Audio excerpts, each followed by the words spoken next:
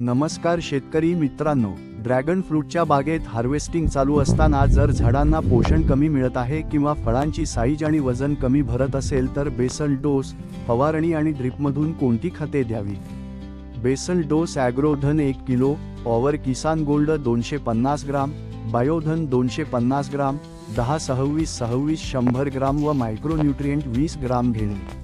हा basal dose प्रति acre प्रमाणे घेणे व मुळांची कोणतीही हालचाल होणार नाही याची काळजी घेणे आणि बेसल डोस मातीमध्ये मिक्स होईल याची देखील काळजी घेणे गरजेचे आहे. फवारणी फ्लॉवर बड 50 मिली, फंगी ब्रेक 40 ग्राम, लीफ बूस्टर 200 मिली व फास्ट सिलिकॉन स्प्रेडर 5 मिली प्रति 20 लिटरच्या पंपासाठी घेणे. दुसरी फवारणी 5 दिवसांनी घेणे, त्यामध्ये फ्रूट सायझर 50 मिली, लीफ बूस्टर 200 मिली, फास्ट सिलिकॉन स्प्रेडर 5 मिली प्रति 20 लिटरच्या पंपासाठी घेणे.